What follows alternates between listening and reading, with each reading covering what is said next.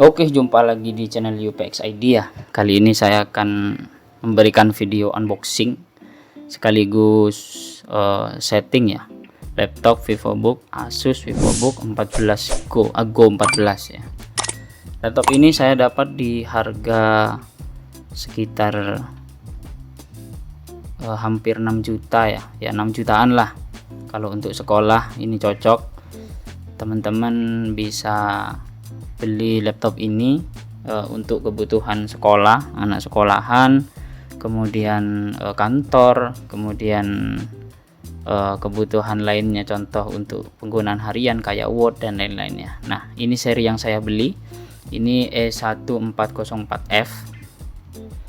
Seri ini menggunakan AMD Ryzen ya. Nanti saya akan berikan detail speknya pada saat konfigurasi atau setting awal di Windows 11 ya. Kebetulan bawaannya laptop ini Windows 11. Nah, laptop ini saya dapat lumayan ya, aslinya ini 7 juta lebih harganya ya, 6 juta lebih lah. Itu dapat diskon ya, keren juga sih. Cuma ya alhamdulillah dah, lumayan dengan spek yang didapat. Nah, ini di dalam dus terdapat tas. Nah, tasnya ini modelnya selempang, bukan model selempang tapi model backpack. Nah, ini di kardus yang kedua yang isinya laptopnya ya. Nah, kita buka dulu. Wih, mantap ya. Ini isian dalamnya. Yang pertama itu laptopnya sendiri dibungkus ke seperti kain namun kayak kertas ya. Nah, ini dia laptopnya Asus VivoBook. Nah, di situ ada emblemnya juga, kemudian di bawah ini speknya, kemudian exhaustnya. Nah, itu kelihatan heat pipe untuk pendinginnya. Ini tampak atasnya atau tampak belakang, sorry ngeblur. Nah, ini dia, sebentar saya balik dulu. Nah, ini dia, mungkin sedikit ngeblur ya, tapi bagus ya. Nah, ini tampak belakang yang terbaliknya tadi. Nah, kita tutup dulu dusnya. Kita cek dulu, ini dapat kartu garansi, kemudian stiker tempelan. Nah, itu ucapan Asus dan kayak guide atau tour guide-nya ya, atau apa di QR code-nya itu saya tidak baca. Nah, di dalam box ini juga ada charger bawaan, kecil ya bawaannya, compact, simple. Nah, charger ini berukuran sebentar 45 watt. Bawaan dari laptop ini sudah cukup ya untuk laptop ini dan untuk penggunaannya. Ini dia detail spesifikasinya, bisa teman-teman pause videonya. 19 volt 2,37 ampere, meskipun tidak fast charging untuk laptop, namun ya setidaknya cukuplah dengan harganya. Tidak ada lagi di dalam box, saya cek kosong. Kita lanjut ke step selanjutnya ya.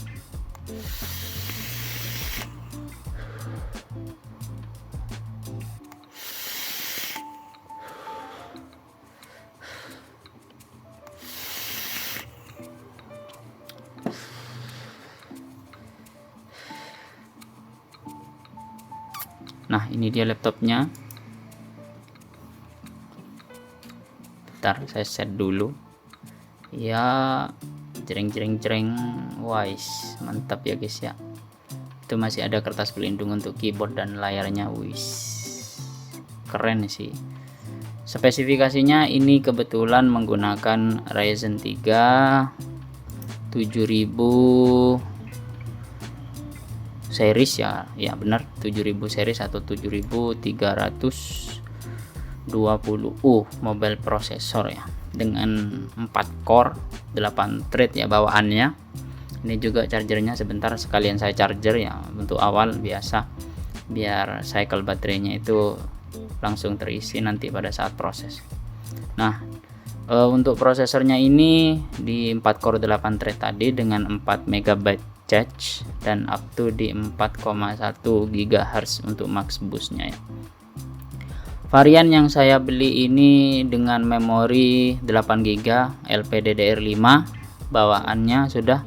Jadi teman-teman jika ingin beli bisa ambil opsi yang lain ya, contoh mau pakai 16 GB, kalau di tokonya itu ada opsinya 8512 8256 bawaan, kemudian ada 16 kalau nggak salah. Nah, ya, yang saya beli ini menggunakan 8256. Nah, itu untuk port yang sebelah kanan di charger, dan ini yang di sebelah kiri dan indikator charger.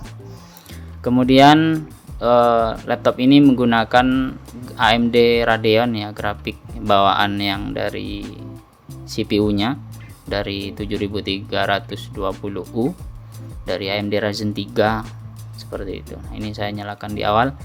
Kemudian displaynya itu 14 inch ya, seperti biasa jika saya beli laptop dengan budget di atas 5 juta, kalau bisa 4,5 atau 4,8 juta itu saya mesti ambil yang Full HD ya, karena biar resolusinya itu lebih enak di mata dengan aspek rasio itu 16:9.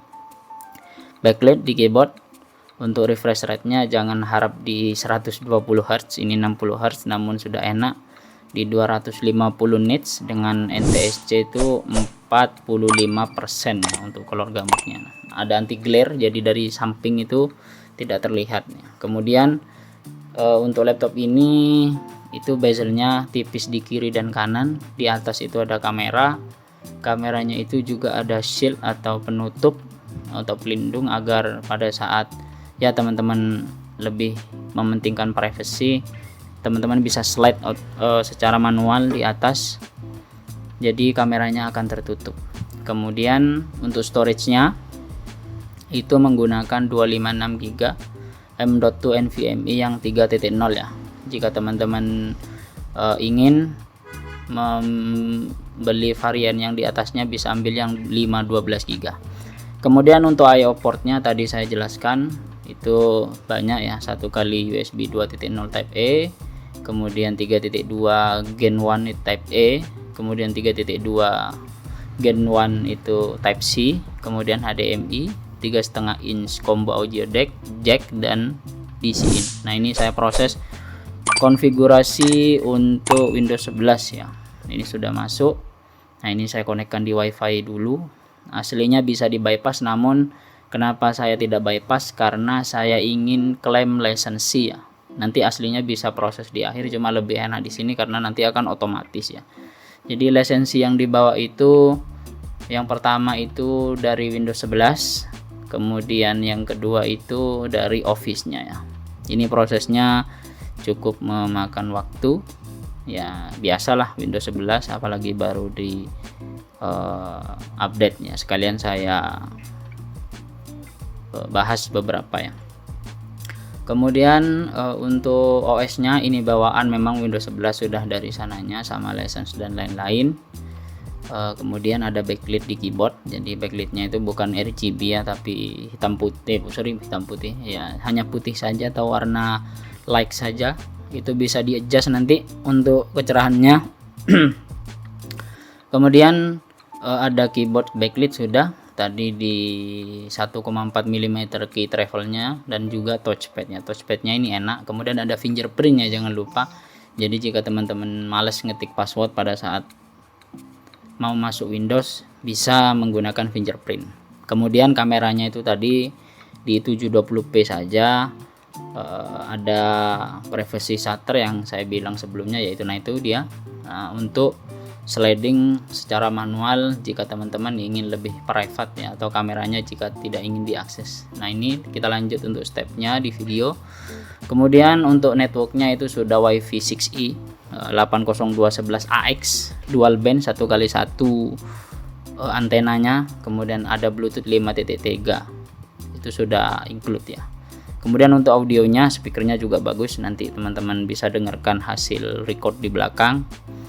Kemudian untuk built-innya juga ada Sonic Master, kemudian audio built-in ya, speaker, kemudian array mikrofon. Jadi teman-teman jika ingin buat video langsung record di sini atau nge-zoom, Google Meet dan lain-lain, Webex dan kawan-kawannya itu bisa. Kemudian sudah ada Cortana dengan voice recognition, ini bawaannya karena Windows 11 mesti ada. Juga ada Copilot di Windows 11. Kemudian selanjutnya untuk baterainya itu 3 sel dengan 3 seri 1 paralel dan 42 watt hour ya. Ya cukuplah untuk penggunaan sehari-hari, kemudian untuk kerja atau untuk anak-anak yang di sekolah ya, kayak ngerjakan apa seperti itu. Kemudian untuk dimensinya, power supply dulu. Kita bahas power supply-nya tadi, dia bawaan sudah 45 watt.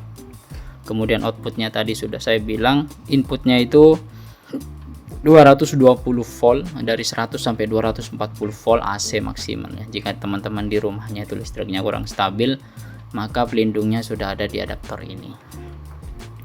Sisanya ya saya sudah bilang tadi, yaitu kayak office, home, dan student 2021 itu sudah include. Jadi teman-teman tidak perlu khawatir untuk license pada saat teman-teman buka Word keluar minta lisensi ya, seperti itu. Ini kita lanjut, prosesnya cukup lama karena ya biasalah Windows seperti ini, maklum. Nah, ini saya sign in seperti yang saya bilang, kita create dulu akunnya untuk akun Microsoftnya, karena bisa klik saya. Nah, karena nanti pada saat laptopnya ini sudah masuk home screen, buka Word dan lain-lain, tinggal kita klaim saja untuk license-nya, akan otomatis aktif dan terbinding atau terkait dengan akun yang telah kita buat, seperti itu. Untuk step by stepnya teman-teman bisa ikuti video ya. Nah, ini saya buat baru karena ini laptopnya baru.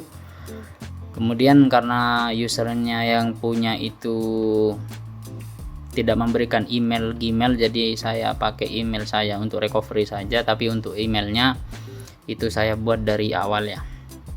Nah, ini dia email dari Microsoft, itu Outlook. Teman-teman bisa ikuti untuk caranya ini, silahkan sesuaikan dengan kebutuhan teman-teman.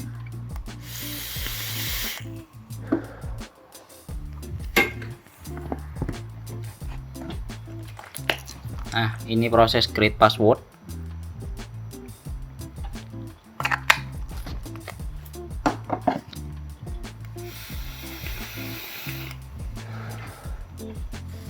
Maaf ya, saya sambil ngedit sambil dubbing ini ya.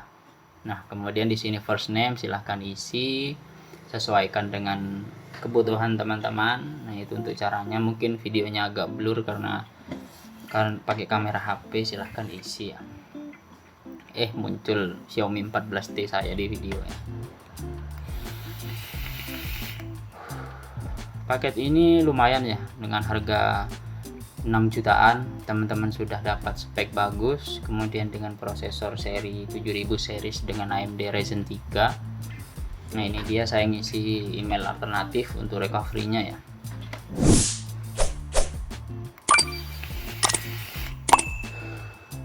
Ini isi email teman-teman untuk recovery jika nanti lupa password akun Microsoft-nya ini. Jadi jangan khawatir. Pada saat create awal di situ ada dua pilihan, teman-teman bisa gunakan password atau mau menggunakan email ya. Saya lebih prefer email karena nomor saya sudah terkait dengan akun Microsoft utama saya. Jadi biar tidak banyak ya binding nanti. Nah, ini dia, kita tunggu prosesnya. Karena ini butuh koneksi internet, tadi pada saat di awal sudah saya koneksikan ke WiFi seperti itu. Nah, jika mau teman-teman registrasi fingerprint silahkan saya skip saja karena bukan punya saya. Nah, untuk PIN wajib ini ya teman-teman isi ya, isi sesuai kebutuhan teman-teman. Saya tak kasih yang gampang saja. Ini kita next.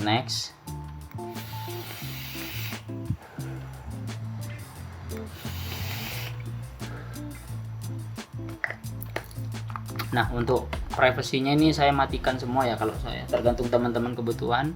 Kalau saya dimatikan ya biar tidak banyak konfigurasi atau banyak prefer. Mendung di rumah ya. Jadi kadang Microsoft itu merekomendasikan aplikasi yang tidak kita butuhkan, jadi biar tidak muncul, jadi saya matikan ya. Nah, ini dia, pilih setup as new PC karena ini baru. Nah, kita tunggu prosesnya saja ya.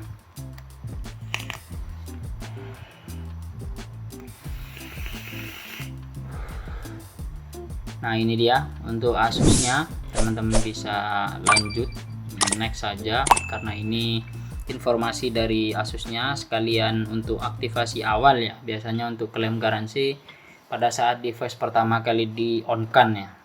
Jika teman-teman menggunakan versi yang upgrade, biasanya nanti sama ya prosesnya seperti ini. Kadang pada saat registrasi itu nanti akan otomatis ya.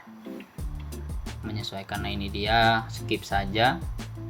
Ini saya zoom, sorry. Ini skip. Ini saya kurangi kecerahannya karena di luar mendung, biar fokus kamera itu kelihatan ya. Ini dia, saya not now saja biar saya accept. Yang satunya yang saya not now ya, lupa saya.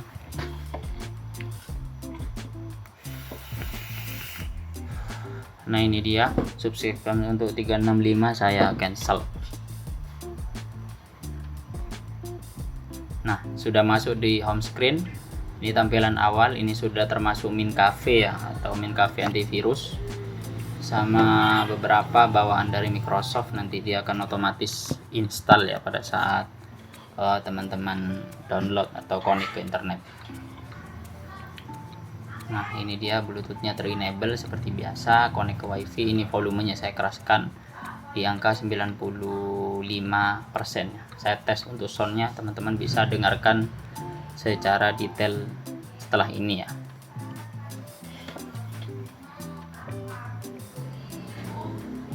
Ini saya tes menggunakan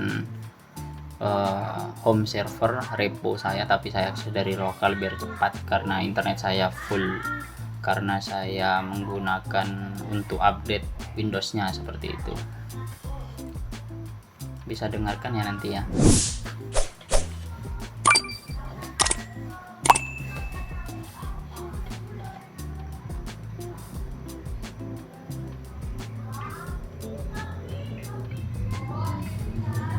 Saya akses dulu server saya dari lokal agar cepat ya. Kalau pakai yang repo aslinya bisa, cuma biar tidak makan bandwidth lagi. Nah ini saya akses pakai lokal. Untuk awal-awal memang ya begitu, karena sekalian update ya. Ini kita tes. Wah,